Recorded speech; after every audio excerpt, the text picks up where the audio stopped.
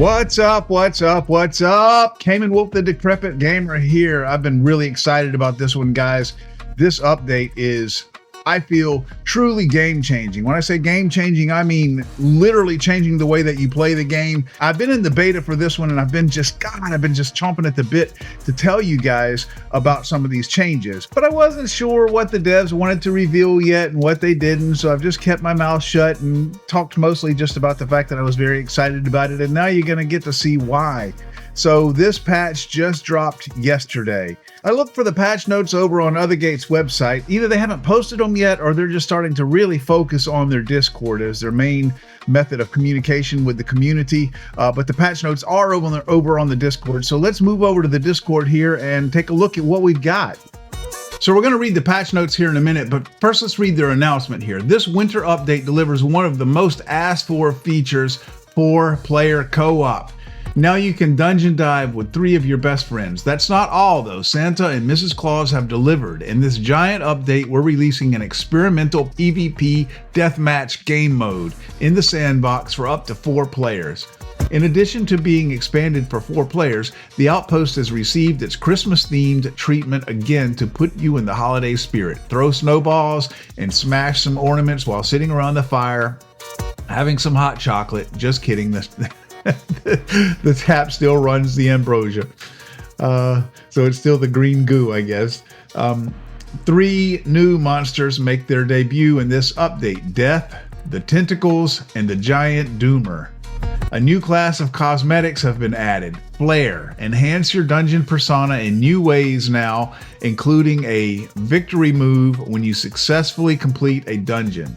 In addition to the PvP mode added to the sandbox, new challenges have been added to it with the mysterious Death character and a special low gravity mode.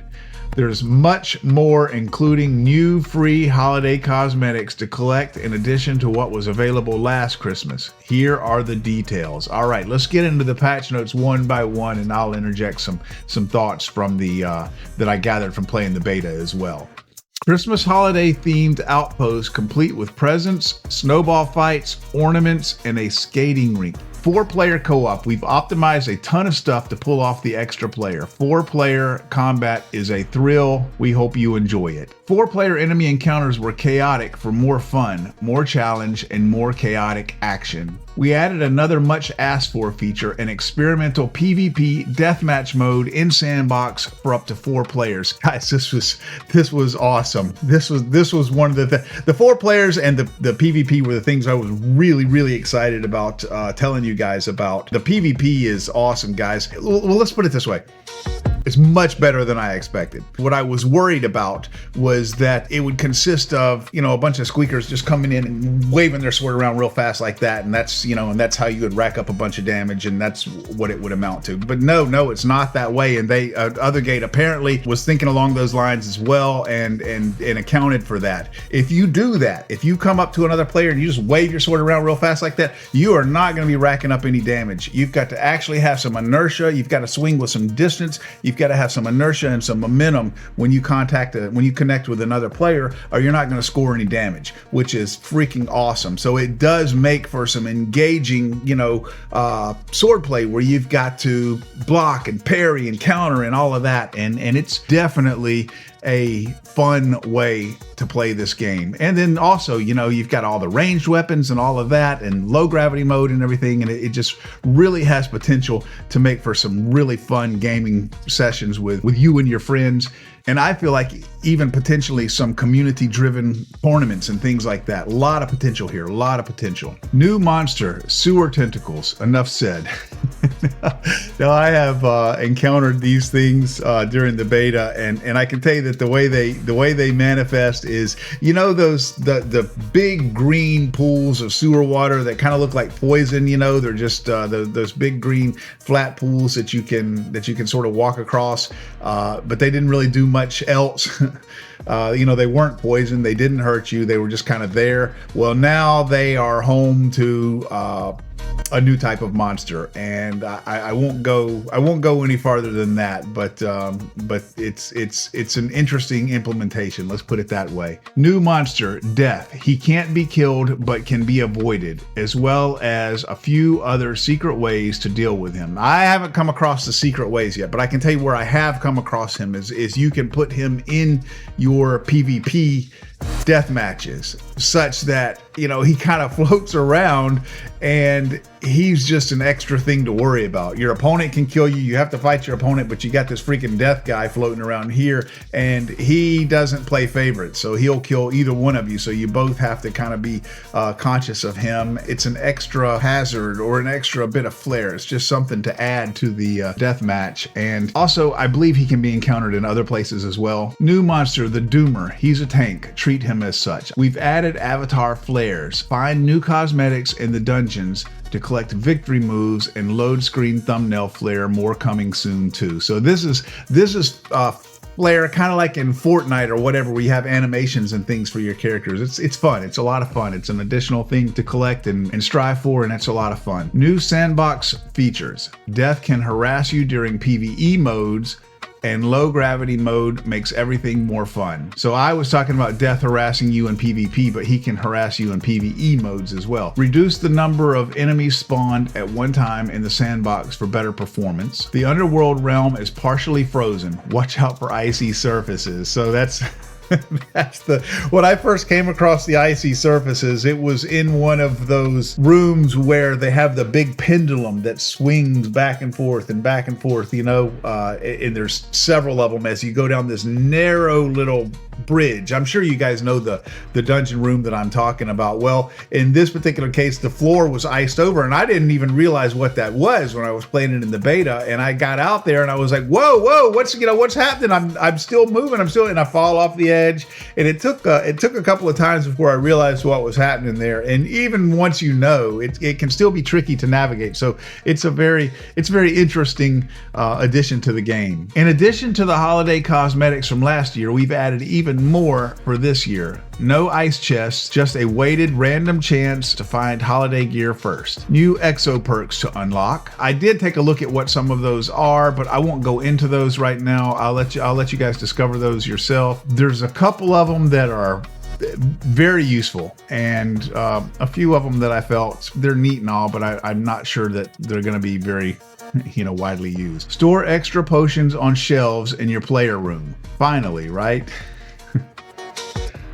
Now, personally, I have mixed feelings about this one. From what I understand, in the end game, there is not enough to do with money already. It's like money is not useful enough, and you just end up piling it on without anything to really spend it on. And this just makes you even have less to spend it on. I mean, it's not like you couldn't, before any given mission, go and craft yourself the potions that you wanted anyway.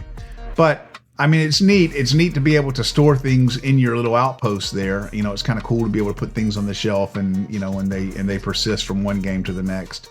The thing that I think is really neat is trophies. Trophies in your player room awarded for reaching levels 50 and 60, and more coming soon. So you actually get a physical or a virtual trophy for that you can put on the shelf in your room in the outpost, and it's neat. That's a neat thing, and I'm interested to see what other kind of trophies they come up with, because anything I feel like you can play for and strive for and try to earn so that you can show off for bragging rights or for whatever, just to be a completionist, which I know a lot of us gamers are, I think is a good thing. It's a motivating thing. It gives you something to play for. So I think that's an awesome addition to the game. Crystal Hunt Guardians have been improved. They will not let you run around and easily collect exo points now. Okay, that's interesting. I didn't play Crystal Hunt during the beta, so I have not personally seen that. So I'm very curious as to what they've done to that guy. I still have a good bit of Crystal Hunt to play, so I'm really interested to see what they've done with this guy. Lots of optimizations, okay, without a lot of detail there. That's Of course, that's always a good thing. Okay, bug fixes. Fixed shield and longsword bash not working right if you've moved away from your centered position. Fixed shield and longsword bash not working right at all for teleporting players. Fixed mage standing right back up after being knocked down. Numerous bug fixes and polish for the dungeon chambers. Fixed enemy projectiles not hurting players that were being attacked by the enemy. Fixed players sometimes not being able to pick up the soul staff when the user holding it dropped. And lots more small improvements and bug fixes. We hope you enjoy the update. Thank you in advance if you are so inclined to purchase the Supporter Cosmetic Pack. While we always want to deliver free updates, these purchases will help keep these updates coming. And then they've got a couple of known issues here. Save dungeons have been wiped as new dungeon chambers have been added to this update. I think that's becoming fairly standard fare actually for these updates. The Halloween cosmetics are no longer available in the Outpost for purchase, but if you still want to get them, go to our store page. They are still available there. So guys, that's it for the patch notes. I think that this is a fantastic update. Like I said, I was in the beta. They did a bang up job. I mean, the 4-player co-op and the new PvP mode and all of that, they just really did a smashing job on it, and it's a lot of fun. It works really well, and I'm really excited for you guys to get the update, get in there and play, and let me know down in the comments what you think about the new update. For more gaming news, reviews, patch note videos, product reviews, and awesome gameplay videos, subscribe to the Decrepit Gamer channel. I love you guys. I'll see you next time. This is Cayman Wolf, the Decrepit Gamer, reminding you that you're never too old to game. And my friends, I am out. I'm the Decrepit Gamer, don't you give me no lag. Got my console, got my